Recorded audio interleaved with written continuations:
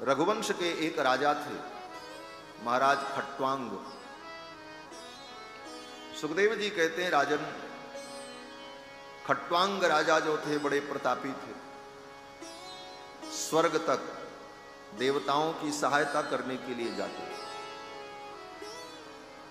एक दिन उन्होंने देवताओं से पूछा कि आप भूत भविष्य वर्तमान तीनों को जानते हैं, आप देवता हैं, तो आप कृपा करके ये बता दो कि मेरी आयु कितनी बची हुई है, ये मैं जानना चाहता हूं। तो देवताओं ने बता दिया। राजा खट्वांग को देवताओं ने कहा कि आपकी आयु केवल एक मुहूर्त बची हुई है, बस एक मुहूर्त बाद आप मर जाएंगे। एक मुहूर्त कितना होता है? बोले 48 मिनट का, बस 24 मिनट की एक घटी और 2 घटी का एक मुहूर्त, मात्र 48 मिनट बचे।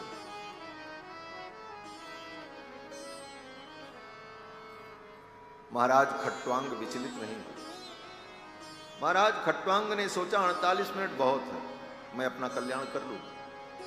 और उसी क्षण उन्होंने अपने मन को, चित्त को भगवान में लगा दिया और सारी चिंताएं छोड़कर पद्मासन लगा करके बैठ गए और भगवान का ध्यान करने लगे। अपने मन को, चित्त को भगवान में लगा दिया, चिंता छोड़ दी और भगवान का चिंतन करने लगे। और परिणाम बोले 48 मिनट बाद उनकी मृत्यु जब आई तो वो भगवान को प्राप्त हो गए, उन्हें परम गति मिल गई। मात्र 48 मिनट में उन्होंने अपने कल्याण का रास्ता तय कर लिया। मुहूर्तात् सर्वमुत्सृज्य गतवान अभयम हरिम, एक मुहूर्त में ही उन्होंने अभय पद को प्राप्त कर लिया। ये तो हमारे ऊपर आधारित है। हम अपना कल्याण अगर चाहते हैं तो हमारा कल्याण होगा, और अगर हम स्वयं नहीं चाहेंगे तो हमारा कल्याण कोई दूसरा नहीं करेगा। गोस्वामी तुलसीदास जी तो कहते हैं, अनेक जन्मों की बिगड़ी। कूलर बंद करो, बहुत आवाज कर रहा है। कूलर बंद करो, बहुत आवाज कर रहा है। नारायण। गोस्वामी जी महाराज कहते हैं कि बिगड़ी जन्म अनेक की, सुधरे अबहीं आज। अनेक जन्मों की बिगड़ी आज और अभी सुधर जाए, इतनी बड़ी गारंटी कौन लेगा? बिगड़ी जन्म अनेक की, सुधरे अबहीं आज। हो ही राम को राम, जप तुलसी तज कुसुमान। आज से ही राम जी के हो जाओ और राम जी में मन को लगा दो, तुम्हारे अनेक जन्मों की बिगड़ी आज ही बन जाए। करना इतना ही है, लेकिन इतना ही नहीं हो पाता। सुखदेव भगवान ने राजा परीक्षित को सर्वप्रथम भगवान के विराट रूप का वर्णन करके सुना। सुखदेव जी ने कहा, राजन, ये जो तुम देख रहे हो ना, ये सब भगवान है।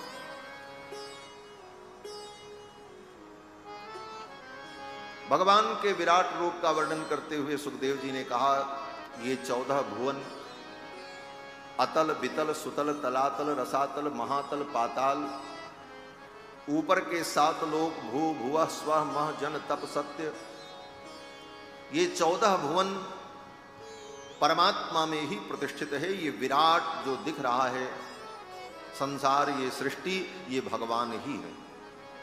पहले यही उपदेश किया। पहली दृष्टि यही होनी चाहिए कि हम सारे संसार को भगवान के रूप में देखें। बोले महाराज, देखेंगे तो कहीं पत्थर दिखाई पड़ेगा, कहीं पानी दिखाई पड़ेगा, कहीं नदी दिखाई पड़ेगी, कहीं पहाड़ दिखेगा, सूरज चंद्रमा दिखेगा, तारा दिखेंगे। कैसे हम समझें कि ये भगवान? तो सुखदेव जी कहते हैं, ये चिंतन करो। क्या चिंतन करना है? बोले पाताल में तस्य ही पादमूलम, नीचे का जो अंतिम लोक पाताल है वो क्या है? बोले भगवान का चरण है। ये चिंतन करो। पाताल में तस्य ही पाद मूलम, उसका नाम पाताल इसीलिए है। लोग कहते हैं ना नीचे पाताल लोक है, तो पाताल का अर्थ क्या है? बोले पाताल का अर्थ होता है पाद तल। पाद तल, पाद माने चरण, और चरण का तल माने नीचे का हिस्सा। तो किसके चरण का नीचे का हिस्सा? बोले परमात्मा के, इसीलिए उसका नाम पाताल है। पाताल में तस्य ही पाद मूलम, और ऊपर का जो ब्रह्मलोक है वो भगवान का ब्रह्मरंध्र है। ये संपूर्ण सृष्टि भगवान में ही विद्यमान है। सूर्य को देखो तो ये भावना करो ये भगवान के नेत्र हैं। चंद्रमा को देखो तो ये भावना करो ये भगवान का मन है। अग्नि को देख करके ये भावना करो ये परमात्मा का मुख है। और ये केवल भागवत में नहीं, वेदों में इन सब सारे विषयों का वर्णन है। वेदों की ही व्याख्या तो श्रीमद् भागवत महापुराण है। सर्व वेदांत सारम ही श्री भागवत मिश्यते, निगम कल्पतरोर गलितम फलम, वेद रूपी वृक्ष का ही पका फल श्रीमद् भागवत महापुराण। तो वेदों में भी यही प्रार्थना की गई, चंद्रमा मनसो जातश्चक्षोः सूर्यो वजायत, श्रोत्राद वायुश्च प्राणश्च मुखाद अग्निर अजायत। ये सूर्य भगवान का नेत्र है, चंद्रमा भगवान का मन है, वायु भगवान का कान है, मुखाद अग्निर अजायत, ये अग्नि परमात्मा के मुख से प्रकट हुआ, ये अग्नि परमात्मा का मुख है। ये ब्राह्मण परमात्मा के मुख हैं, क्षत्रिय उसकी भुजाएं हैं, वैश्य उसकी उरु है, कमर है, कटिभाग है। पदभ्याम शूद्रो अजायत, उस विराट परमात्मा का चरण ही चतुर्थ वर्ण है। इस प्रकार संपूर्ण सृष्टि परमात्मा में ही विद्यमान है। ये भगवान का विश्व रूप है। गोस्वामी तुलसीदास जी महाराज भी इन भावों को अपनी पंक्तियों में वर्णन करते हैं कि चंद्रमा भगवान के मन से प्रकट हुआ, सूर्य नेत्र से प्रकट हुआ, बिछुड़े शशि रवि मन नयनन ते, गगन गमन गति तेरो। तो ये विराट परमात्मा का ही स्वरूप है। नदियों को देखो तो ये भावना करो विराट परमात्मा के शरीर की ये नाड़ियां हैं। बड़े बड़े पर्वत जो हैं ये विराट परमात्मा के शरीर की हड्डियां हैं। ये अनंत अनंत जीव उस विराट परमात्मा में ही विद्यमान है। इस प्रकार से ये संपूर्ण सृष्टि ही परमात्मा का रूप। अब यहां तो बड़े विस्तार से वर्णन किया। भगवान की जो मुस्कुराहट है वही माया है, भगवान का जो अधर है वही लोभ है, भगवान का वक्षस्थल जो है वही धर्म है, भगवान की जो पीठ है वही अधर्म है। इस प्रकार धर्म अधर्म, पाप पुण्य, सत्य असत्य सब कुछ भगवान में ही प्रतिष्ठित है। यही भगवान का विराट रूप है, ये विश्व रूप है।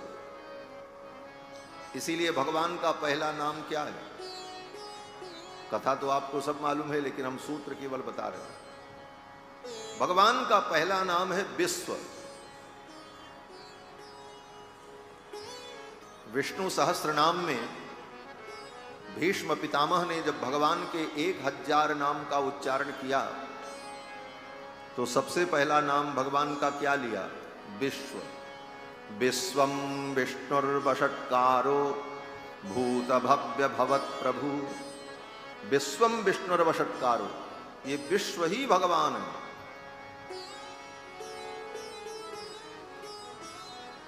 इसीलिए विष्णु सहस्त्र नाम में जब भगवान का ध्यान किया जाता है तो विश्वरूप का ही ध्यान किया जाता है। विश्वरूप इति ध्यानम, विष्णु सहस्त्र नाम का पाठ करते समय विश्वरूप का ही ध्यान किया जाता है। और वो विश्वरूप क्या है? बोले भूपादौ यस्य नाभिर्वियदसुर नीलश्चंद्र सूर्यौ च नेत्रे, कर्णावासा शिरोद्यो मुखमपि दहनो यस्य वास्तेयमब्धि, अंतस्थम यस्य विश्वम सुर नर खगो भोगि गंधर्व दैत्यैः, चित्रम रम रम्यते तम त्रिभुवन बपुषम विष्णुमीशम नमामि। ये त्रिभुवन ही जिनका बपू है, विग्रह। तो भगवान के विराट रूप का वर्णन किया, फिर भगवान के सूक्ष्म रूप का वर्णन किया सुखदेव। सुखदेव जी कहते हैं बड़े बड़े योगी महात्मा अपने हृदय में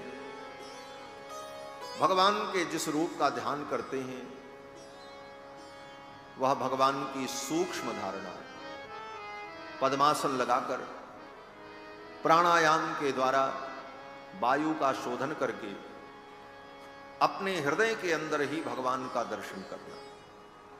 प्रादेश मात्रम हृदये वसंतम, प्रादेश मात्र भगवान का स्वरूप जो हृदय में विराजमान है, वो रूप कैसा? बोले शंख चक्र गदा पद्म धारण किए हुए पीतांबर वनमाला विभूषित भगवान हमारे हृदय में। पहले विराट का वर्णन, फिर सूक्ष्म परमात्मा जो अंतर्यामी हमारे हृदय में है उसका वर्णन। अब इसका क्या मतलब हुआ?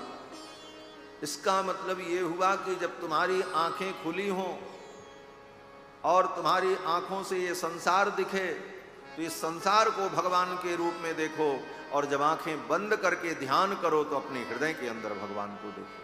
अर्थात आंख खुले तब भी तुम्हें भगवान का चिंतन हो और आंख बंद हो तब भी भगवान का चिंतन हो। इस प्रकार भगवान की स्थूल धारणा और सूक्ष्म धारणा, दो धारणाओं का वर्णन किया।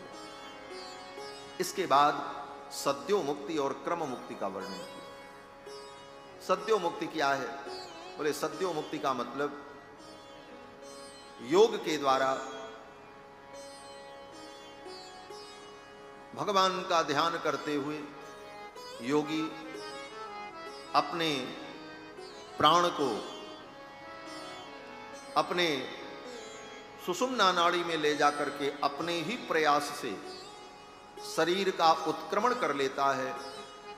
उस योगी को तत्काल मुक्ति की प्राप्ति हो जाती है, सद्यो मुक्ति। क्रम मुक्ति, बोले क्रम मुक्ति, बोले उपासना करके कुछ कामनाएं अगर शेष रह गई तो तत्त लोकों में जाकर के उन लोकों में सुख को भोगते हुए प्रलय काल आने पर वह जीवात्मा पुनः भगवान में विलीन हो जाता है, ये क्रम मुक्ति।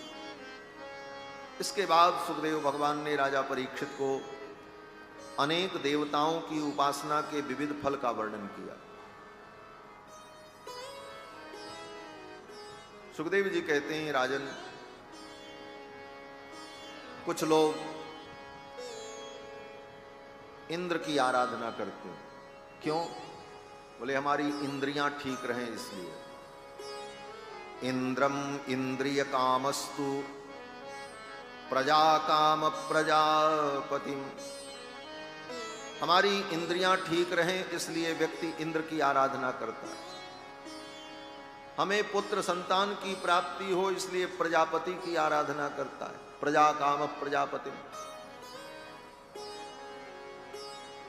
प्रतिष्ठा की कामना से यज्ञादि कर्म करता है।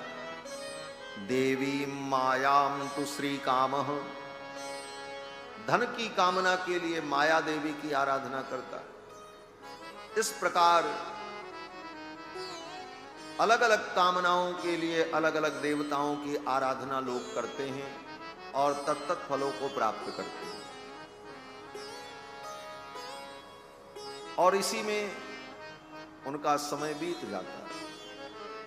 जो कामनाएं प्राप्त होती हैं वो एक दिन नष्ट भी हो जाती हैं, क्योंकि वेदों ने कहा कि परीक्ष लोकान कर्मचितान ब्राह्मणो निर्वेदमायात नास्त्य कृतकृतेन।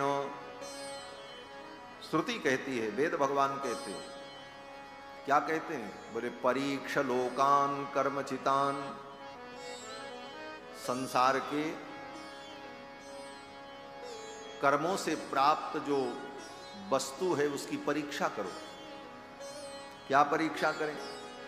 बोले आप खेत में जाकर के खेती करते हो, बड़ा परिश्रम किया, खेत जोता, बीज डाला, पानी डाला, खाद डाला, समय समय पर उसकी सुरक्षा करते रहे, और समय आने पर जब वो पका तो उसे काट करके लाए और उसे आपने अपने घर में रखा और उसे खाया। इतना कर्म करने के बाद जो फल मिला,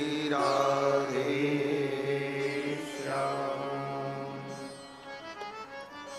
मैं निवेदन कर रहा था कि परीक्ष लोकान कर्मचितान ब्राह्मणों निर्वेदम आयात। कर्म से प्राप्त कोई भी वस्तु अस्थाई नहीं होती। परमात्मा जो नित्य है, पूर्ण है, उसे पाने के लिए साधन भी उसी कोटि का हो। और वो साधन क्या है? बोले भगवान ही साधन भी। साधन भी भगवान ही है, साध्य भी भगवान ही है। यही वेदांत का अंतिम सिद्धांत है। सुखदेव भगवान कहते हैं, राजन, अलग अलग कामनाओं के लिए अलग अलग देवताओं की आराधना में लोग लगते, लेकिन अगर कोई कामना नहीं है तब भी भगवान की आराधना करो, और अगर कामना है तब भी भगवान की आराधना करो। अकामः सर्व कामो वा मोक्ष काम उदारधी। अगर मोक्ष की भी कामना है तो भगवान की ही आराधना करो, इधर उधर मत भटको। अकाम सर्व कामो वा मोक्ष काम उदारधी तीव्रेण भक्ति योगेन यजेत पुरुषम परम। तीव्र भक्ति योग के द्वारा परम पुरुष भगवान की भक्ति में लग जाओ। क्यों? बोले भगवान तुम्हारी सारी कामनाओं को भी पूर्ण कर देंगे, समय आने पर तुम्हें निष्काम बना देंगे, और फिर समय आने पर भगवान तुम्हें संसार बंधन से मुक्त भी कर देंगे। ये तीनों कार्य भगवान ही कर देंगे। केवल एक उदाहरण समझने के लिए, श्री विभीषण जी महाराज भगवान की शरण में क्यों आए? रावण के डर से थोड़ी आए। रावण से विभीषण जी को कोई डर नहीं था।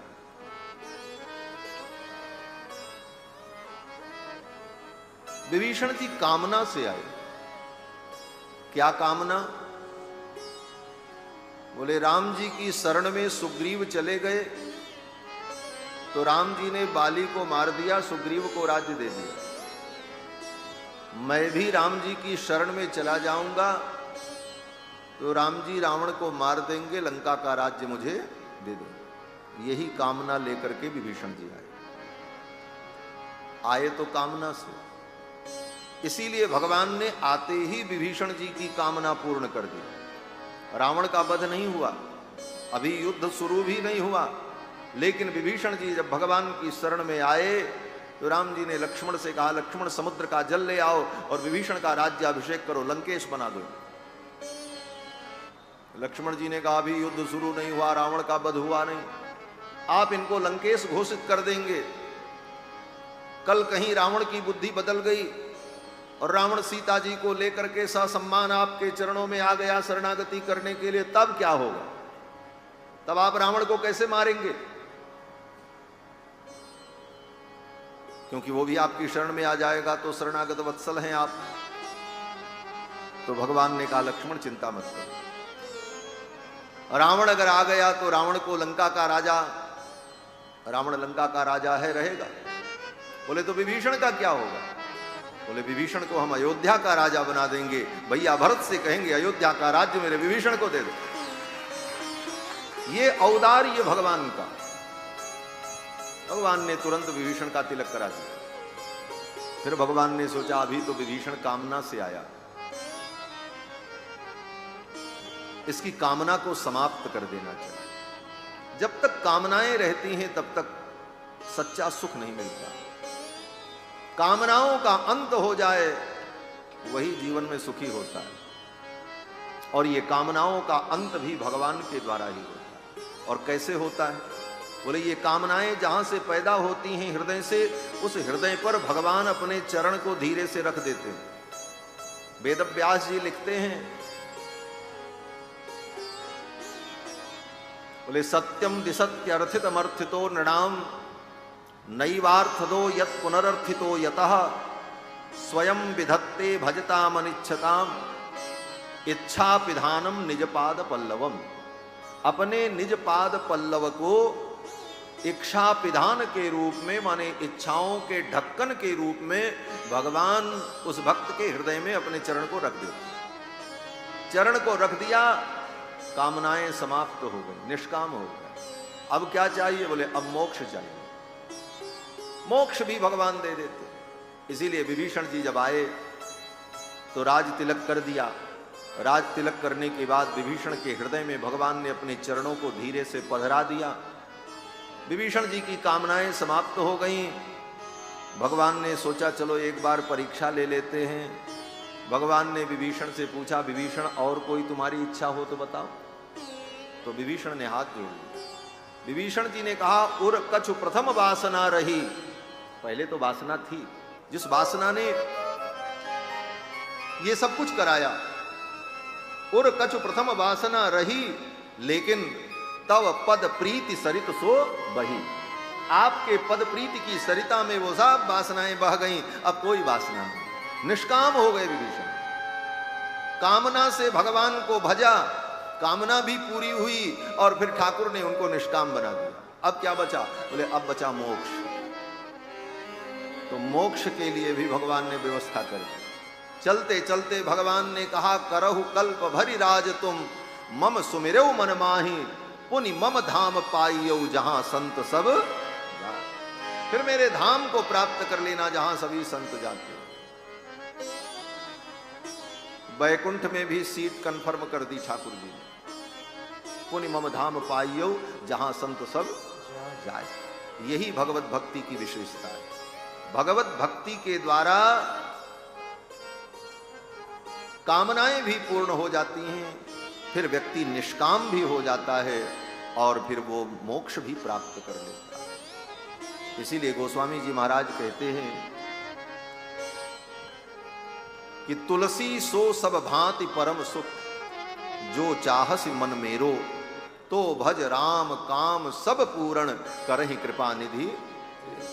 भगवान की कृपा से जीव की सारी कामनाएं पूर्ण हो। सुखदेव जी कहते हैं, राजन तुम भगवान के चरणों में अपने मन को लगाओ।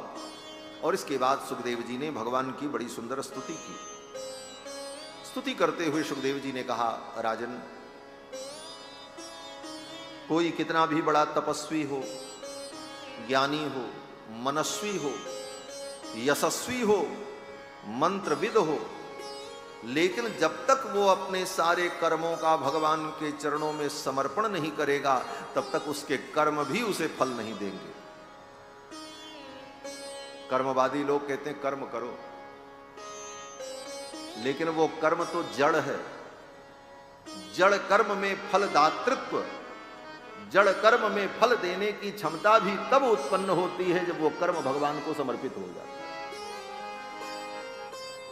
सुखदेव जी कहते हैं, तपस्विनो दान परा यशस्विनो मनस्विनो मंत्र विदस्सु मंगलाः, क्षेमं न विन्दन्ति यदर्पणम बिना।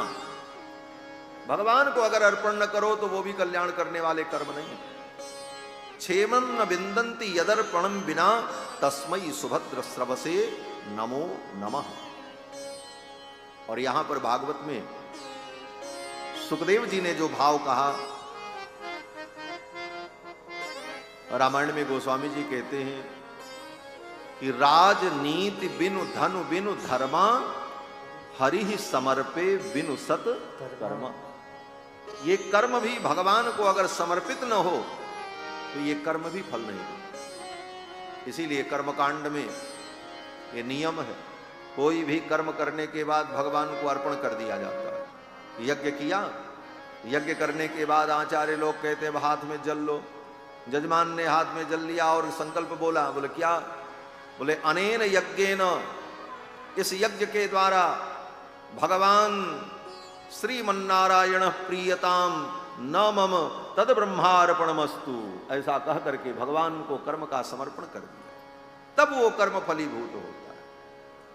आगे सुखदेव जी स्तुति करते हुए कहते हैं कि कोई कितना भी बड़ा पापी हो,